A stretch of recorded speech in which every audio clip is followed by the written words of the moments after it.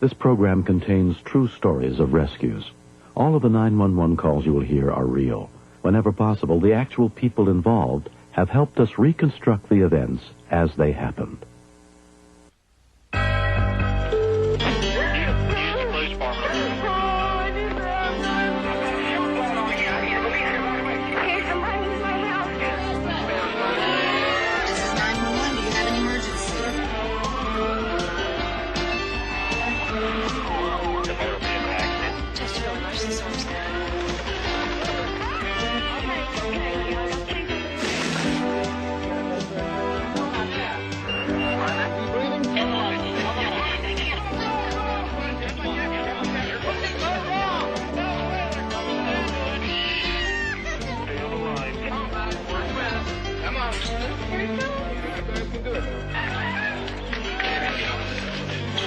Good answer.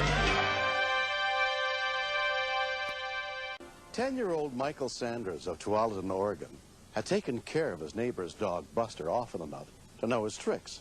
So when Michael's neighbors asked him to look after their friendly beagle over the Christmas holidays, his mother, Kathy, never once imagined that her son might be getting in over his head.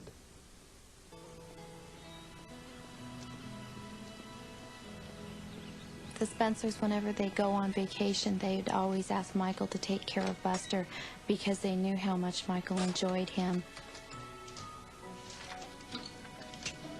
Hey, Buster.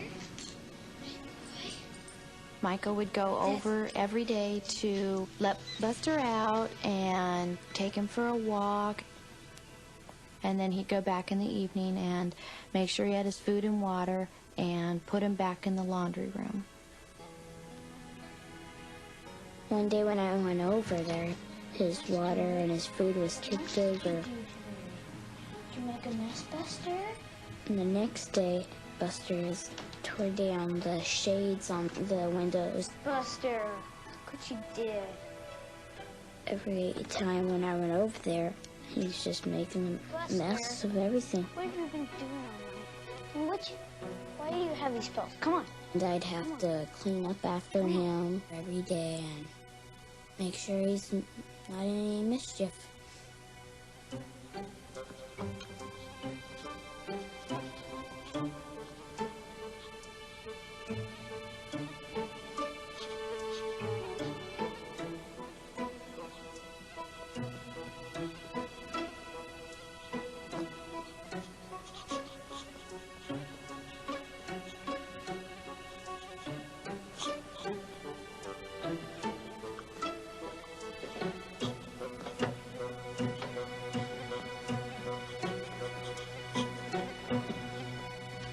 Thanks, Rick.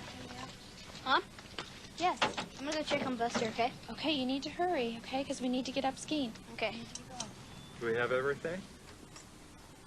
I walked down the sidewalk and I opened up the gate and I thought I was imagining something.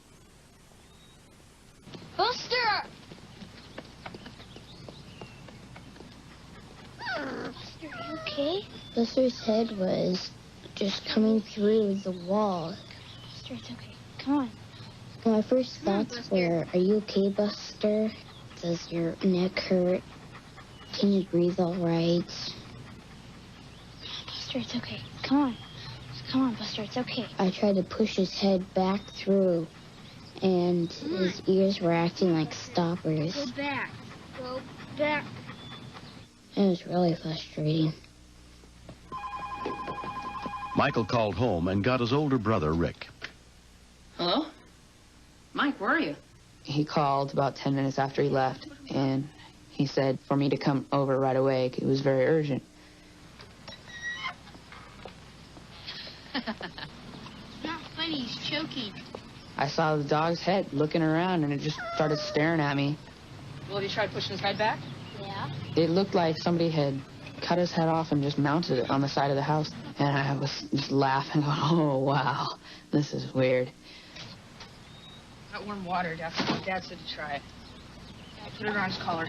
We called my dad, and he said to get some warm water so we could mat the fur down with it and then try to push his head through. Pull yourself. Buster, come on, do it. Fine. Come on, Buster. Let's go back. It didn't help or anything. It just got fur everywhere. Come on, Buster, go back. Get back. By then, I thought it was a very serious situation because the dog's tongue was turning blue and he was kind of wheezing and coughing and stuff. The boy's father, Todd, came to see if he could help.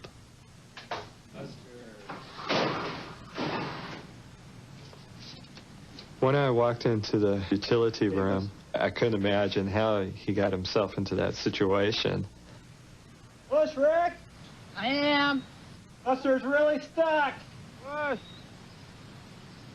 Push again! Buster was squirming and twisting, and his body was going one direction and his head the other. Stuck! Let's try it again! Okay. Go, now!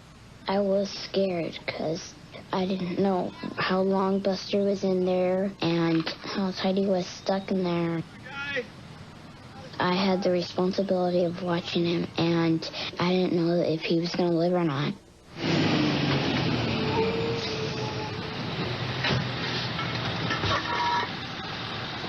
Buster's head's caught. Todd called the non-emergency number of the Tualatin Valley Fire and Rescue for advice, and some firefighters, including Dennis Pratt, volunteered to come to the house. When we came around the side of the house and approached the dog, his head was sticking out into the backyard, kind of like a hunting trophy. Brian, we're going to try and push the dog back one more time. Firefighter Brian Sherrard was inside with Buster's body. We tried to coordinate our pushes and our pulls so we weren't twisting on the dog, but we were concerned that we'd made damages their way if we tried to push him through the hole with any more force. Go ahead and lube it up, Dennis, and I'll hold him. We used a lubricant that we keep on the engine, and we smeared his ears with that and tried to back him out through the hole. Start with the right ear first. Okay. It's too tight. I can't get it through. No, he doesn't seem to be coming at all. Maybe you can rotate. As we tried to push the dog back through the hole, his respiratory distress increased, and the dog became quite anxious. His breathing doesn't sound too good. He was wheezing and salivating. He was not able to swallow, and we knew that we would have to speed things up if we were going to have any chance of getting the dog out alive. Okay, whenever you're ready. Move your fingers back. Back on his head.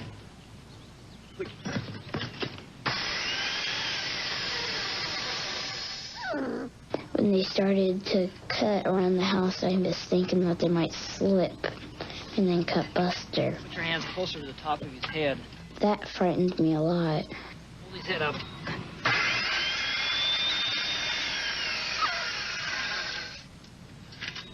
Once we finished the fourth cut with the skill saw, we had this block of wood that was still around the dog's head. Okay. Move your fingers. There you go. Okay. Coming loose. We were able to chip away and break the little square siding in half and just pull it right around from the dog's neck. Hey, got it. Got it. Coming. Hey, Brian. Okay, Brian, you got him? He's out of there. Got him. There's Buster. All right. I was very relieved for Michael that Buster was going to come through this okay. All right, Buster. All right. I was amazed that Buster was okay being trapped in there. I was really thankful that the firemen came because if they didn't come, I didn't know what would have happened to Buster. But now that Buster's out, he's happier. So am I. Buster, come here. Come here, Buster. Although they say you can't teach an old dog new tricks, Buster's owner, Alicia, is hopeful that her 6-year-old beagle will someday learn to stay out of trouble. To hear that he had put his head through a dryer vent, I found it very funny, and it was just par for the course for something that Buster would do. Come here, buddy. Buster. Buster, don't ignore me. Come on, buddy. The lesson for the Spencers is don't leave Buster alone, because he does not want to be left without them.